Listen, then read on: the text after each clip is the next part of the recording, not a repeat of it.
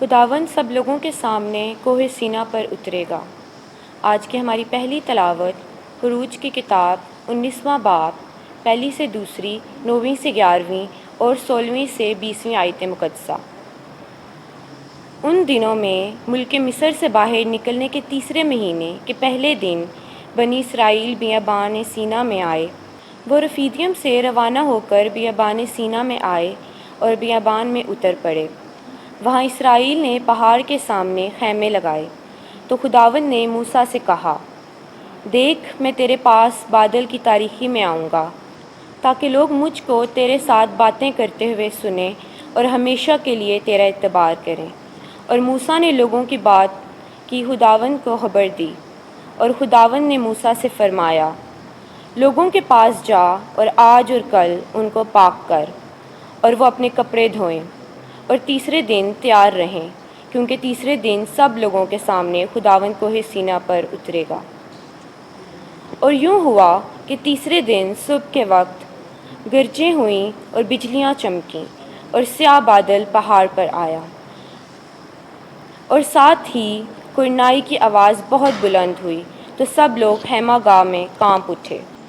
اور موسیٰ ان کو خدا کی ملاقات کے لیے خیمہ گاہ سے باہر لایا، تو وہ پہاڑ کے نیچے آ کھڑے ہوئے، اور سارے کوہ سینا سے دھواں نکلتا تھا، کیونکہ خداوند اس پر آگ میں اترا، اور تنور کے دھوئیں کی مانند اس میں سے دھواں اٹھتا تھا، اور سارا پہاڑ بشدت کانپتا تھا، اور کرنائی کی آواز نہایت شدید ہوتی جاتی تھی، اور موسیٰ بولتا تھا اور خداوند جواب دیتا تھا۔ اور خداوند کوہ سینا کی چوٹی پر اتر آیا، اور خداوند نے موسیٰ کو پہاڑ کی چوٹی پر بلایا، تو وہ اوپر چڑھا۔ پاک کلام کے پڑھے اور سنے جانے پر خداوند کی برکت ہو۔ زبور جماعتی جواب ابد تک مبدوع اور موصوف ہے۔ اے خداوند ہمارے باپ دادا کے خدا، تو مبارک اور ابد تک مبدوع اور موصوف ہے۔ تیرا نام جلیل و مقدس مبارک اور ابدالآباد تک مبدوع اور موصوف ہے۔ جماعتی جواب ابد تک مبدوع اور موصوف ہے۔ تو اپنے جلال مقدس کی ہیکل میں مبارک اور ابد تک محمود اور اجل ہے۔ جماعتی جواب ابد تک مبدوع اور موصوف ہے۔ تو اپنی سلطنت کی تخت پر مبارک اور ابد تک مبدوع اور موصوف ہے۔ جماعتی جواب ابد تک مبدوع اور موصوف ہے۔ تو مبارک ہے جو گہراؤں پر نظر کرتا ہے اور ابد تک محمود اور موصوف ہے۔ جماعتی جواب ابد تک مبدوع اور موصوف ہے۔ تو آسمان کی فضا میں مبارک اور ابد تک محمود اور جلیل ہے۔ جماعتی جواب ابد تک مبدوع اور موصوف ہے۔ خداوند آپ کے ساتھ ہو۔ انجیل مقدس متی کے مطابق اے خداوند تیری تمجید ہو۔ 13واں باب 10ویں سے 17ویں آیت۔ آسمان کی بادشاہی کے بھیدوں کی معرفت تمہیں بخشی گئی ہے، لیکن انہیں نہیں۔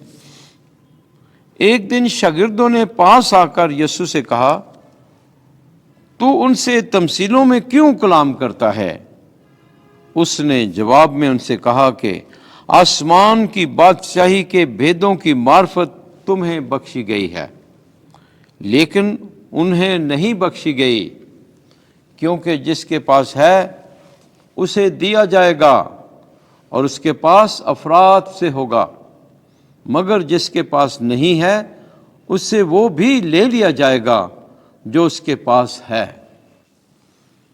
میں ان سے اس لیے تمثیلوں میں بات کرتا ہوں کیونکہ وہ دیکھتے ہوئے نہیں دیکھتے اور سنتے ہوئے نہیں سنتے اور نہیں سمجھتے، اور انہی میں اشعیاء کی نبوت پوری ہوتی ہے کہ تم سنتے ہوئے سنو گے پر ہرگز نہ سمجھو گے، اور دیکھتے ہوئے دیکھو گے پر ہرگز نہ پہچانو گے، کیونکہ اس قوم کے دل پر چربی چھا گئی ہے، اور وہ کانوں سے اونچا سنتے ہیں اور اپنی آنکھوں کو بند کر رکھا ہے، ایسا نہ ہو کہ آنکھوں سے پہچانیں یا کانوں سے سنیں اور دل سے سمجھ کر رجوع لائیں اور میں ان کو شفا بخشوں۔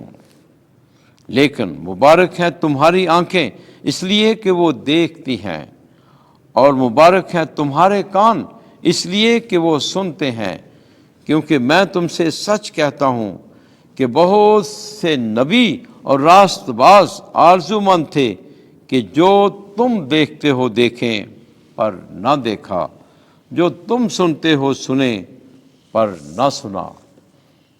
انجیل مقدس کے وسیلے سے ہمارے گناہ معاف کیے جائیں۔ اے مسیح تیری ستائش ہو۔